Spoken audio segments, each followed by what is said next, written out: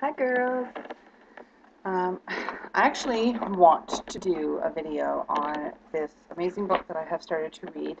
I just want to briefly kind of go through it with you guys and explain to you my reasonings of wanting to use it. Um, and yeah, so let's get right into it. The book is called Secrets of a Baby Whisperer by Tracey Hobb.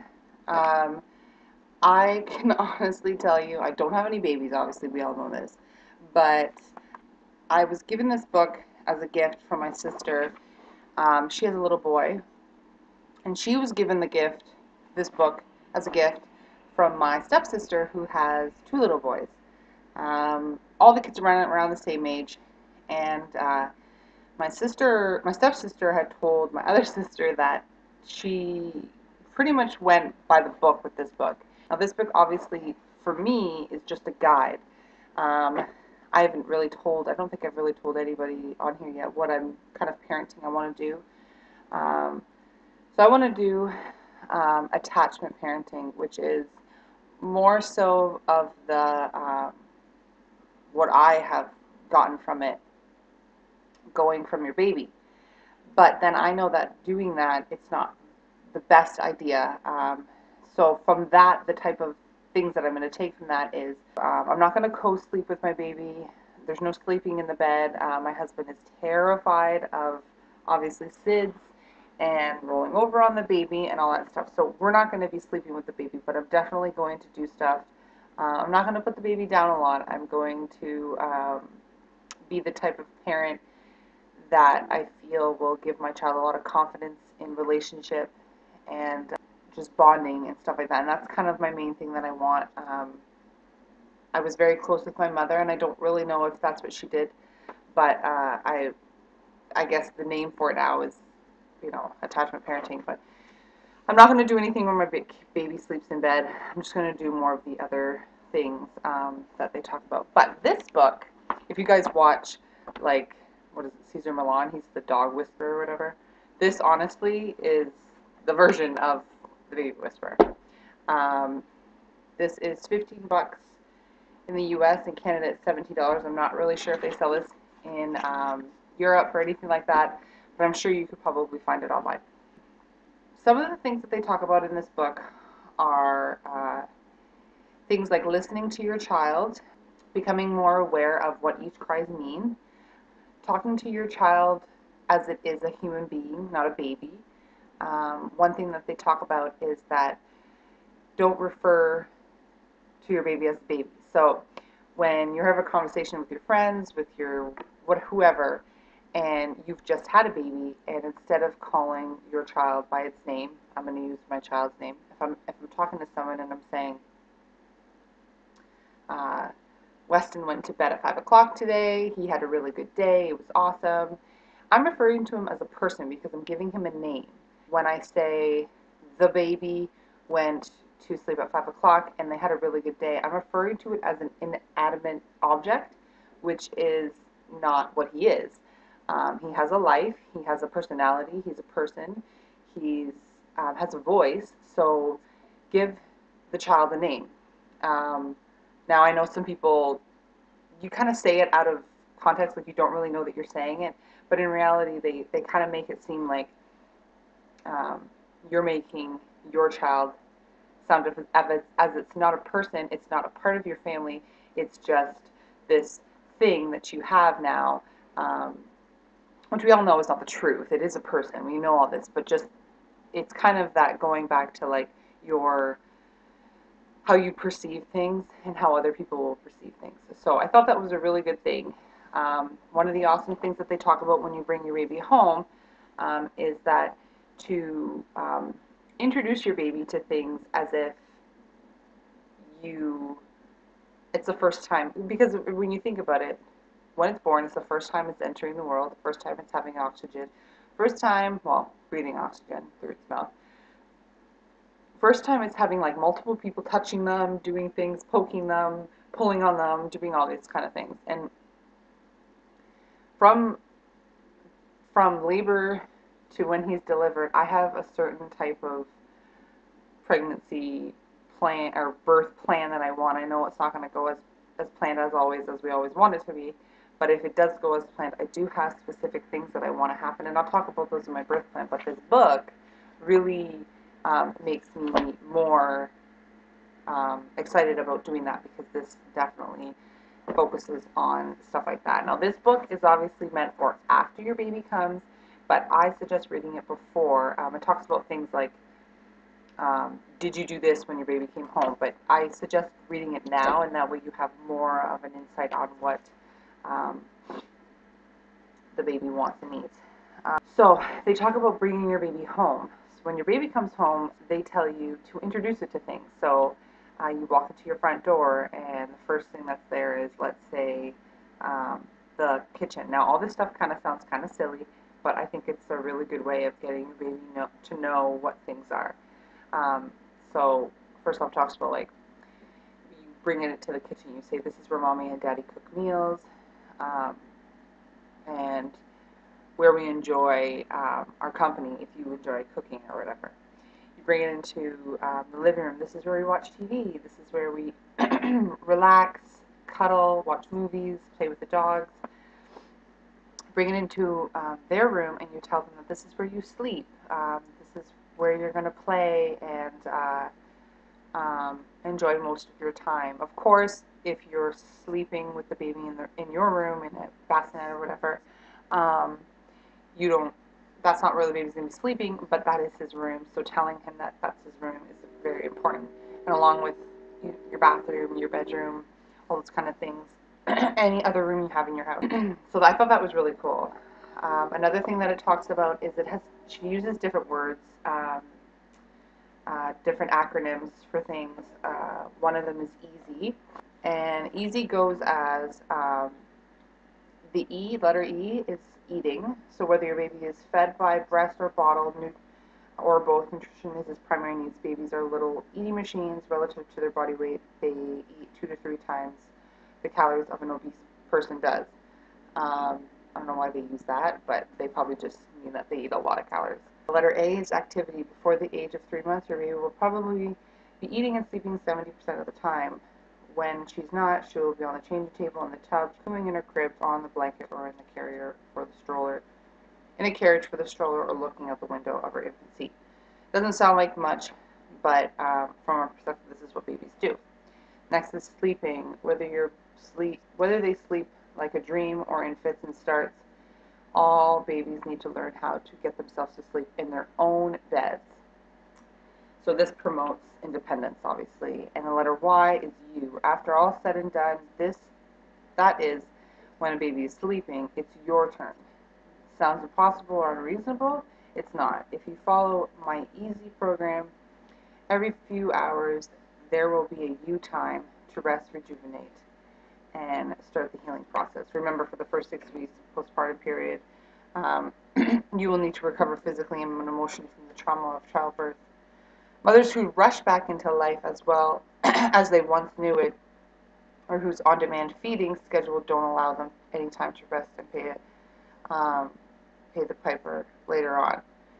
So it kind of promotes, just because you had a baby doesn't mean that you aren't important, and that you don't need your time as well. So, and and this book is, I mean, it's not super thick, but it's enough. It gives you a lot of information. And then the other acronym is SLOW.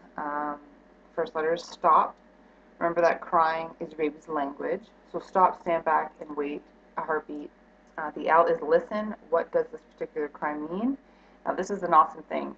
She actually has sections in here that talk about what type of cry everything is, and what they mean, and what the body language they're doing as well. So crying is your baby's language. This moment of hesitation is not to suggest that he or she should let your baby cry. Rather, listen to what he or she is saying. So they talk about, like, don't let your baby in its crib crying for 10, 15 minutes. I mean, that's not going to do anything for your child. Letting them cry it out isn't always a necessary thing to do, and that's why attachment parenting is important to me, along with this book. Observe. What is your baby doing? What else is going on? Observe the body language that they're telling you, what's going on in the environment, what was happening right before your baby said something. So before the said something is the cry. Um, your baby needs to develop a voice, and the only voice it has is a cry. It also talks about things that, now I believe in pacifiers 100%, but, and I think they're necessary in certain situations, because some babies, that's how they soothe themselves. I had a niece that actually hated the pacifier and only wanted my sister. And my sister actually had to let her cry herself to sleep. She only let her cry for about 5 minutes until she would pick her up. And most of the time she would fall asleep. So she never wanted a pacifier. But if your baby takes a pacifier, they talk about that in here. That's to not use a pacifier as a mute button. When your baby cries, every mom always wants to lift one of her breasts or put a pacifier in his mouth. It's not only takes away the baby's voice, but it actually ends up dumbing him. Now, this is just a word that she uses because this girl is from Britain, so she says in Britain we call pacifiers dummies. But ultimately teaches our child to not ask for help. After all, each different cry is requested from a baby that says, meet my needs. Now, she uses this example when you don't cram a sock into your partner's mouth when they're like, I'm tired. Because why would you do that, right? Shoving something in someone's mouth rather than holding back a second and listening to what they're saying is a better thing to do rather than to just shove it in their mouth and make them shut up. I know that I'm sure people are probably going to get mothers that say, like, you don't understand, like, it gets really tough sometimes, and sometimes you just want them to stop crying. And I totally understand that, but I'm not a mother yet, so I don't know. I'm, again, just reviewing this book with you guys. Okay, so the next thing that they talk about in this book is a crying baby doesn't equal a bad mother. So to calm a baby, you must be calm yourself. Take 3 deep breaths, feel your own emotions, try to understand its source, and most important, let whatever anxiety and anger you feel drop away. So if you're having a bad sleep because the baby is up all night, they kind of make it seem like don't feel stressed out, and regardless of how hard it is, try to remember that your baby has only one way of telling you how it needs you, and that is through crying. They also talk about this thing that says, say your baby's overstimulated, or just wants to get away. So, like for a teenager, they'll go up to the room and they're gonna turn on the music loud, and they're gonna be in their room and be on their phone or be on the internet. That's their way of kind of tuning out the world. As adults, we might, I want to, like a woman, I want to take a relaxing bath. I've had a hard day. I want to relax. That's how we relax. As a child, they don't know how to relax, but they do have certain things that they've done in the womb. Suckling, moving their body, trying to get in a comfortable position. So when they come out in the world and everything's unfamiliar to them, their only way of communicating is crying, and sometimes crying is a way of soothing themselves. So, of course, not letting your child overcry, they talk about how making sure that your baby, when you go in to see your child after it's been crying or if it's been crying for a while, just take a listen to why they're crying. Are they just laying there going, or are they full on screaming because they're starving, or they've, had the shittiest diaper ever and they need to get changed? Listen to it first. And I get to the next thing. Now this, obviously, I'm skipping some stuff, but they talk about what a healthy cries are and what they can mean and what they don't mean. Like I'm hungry cry, they don't always mean that they're angry. I'm tired doesn't mean I'm sad. I'm overstimulated, I'm lonely. I need a sense of change, I'm bored, my tummy hurts, I want to get back to you. These are things that don't really exist. You need to tune into your baby's needs and reacting to your own emotions on your own. So they have these things, body language and translation. So I'm just going to read a few to you. In terms of the head, moving side to side, the translation is tired. Turning away from objects, needs a change of scenery. Turns to side and cranks neck, back, mouth, agape. That means they're hungry. If it is upright position, nods like a person falling asleep on a subway. Of course, they're tired. The eyes. A lot of this is tired and hungry, mainly. Um, 7 mile stare. This is for your eyes. Eyes wide and unblinking as if they're propped open with toothpicks. Overtired and overstimulated. Your mouth, lips, and tongues. Yawns. Obviously, they're tired. Lips pursed. Hungry. The appearance of a scream, but no sound comes out. Finally, a gasp precedes audible wail. Has gas or other pain. Bottom lip quivers is cold. Sucks thumbs. This is self-soothing, sometimes mistaken for hunger. Curls tongue to the side. Hunger, the classic rooting. So that's when they kind of go to the side. The face, scrunched up like chewing toffee. If lying down mouth, so start to pant, roll her eyes, and make an expression that resembles a smile. This has gas or pain or is having a bowel movement. Red veins at temple might stand out. Lets out a cry too long, causing to hold breath. Blood vessels expand. Hands and arms. Hands brought up to the mouth, trying to suckle them. Hungry. If baby hasn't eaten in 2 to 3 hours, otherwise needs to suckle. Playing with fingers, needs to change scenery. Flailing and very uncontrollable. Uncoordinated. May plot face. Overtired or has gas. Arms shaking. Slight tremors, has gas or other pain. And then they talk about torso, skin, legs. It's amazing how many things your child could be doing that are just assigned to you that, okay, this is what they're doing. And the good thing about this is that if you don't want to read everything, like I'm trying to read it all, I've only really gotten halfway through. I've read it all, and it's kind of like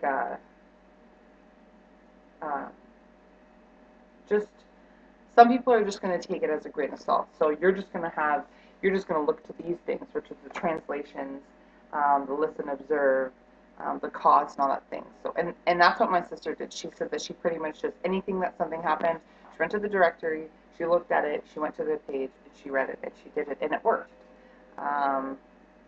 And she had really good success with it, and I'm hoping that I'm going to too. So I know it's a long video, but I honestly think that if you're really trying to be a type of parent, and I know that we all are, but if you're looking for more insight on how to calm, connect, and communicate with your baby, then this will be a good tool to be able to use it.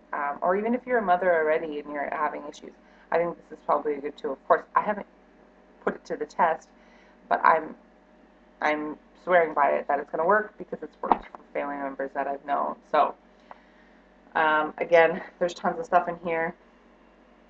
I know that it's all about having a routine and making sure that your children like routine. They don't want to be how they have to call the shots. That's not always the best thing for a child, as they say in this book. So, I mean, do your research, do what you want, but I just wanted to let you guys know that I think this book is great. I hope I've given you enough insight on it. Yeah, I think this hair just wants to be in the camera, but I will see you guys next week.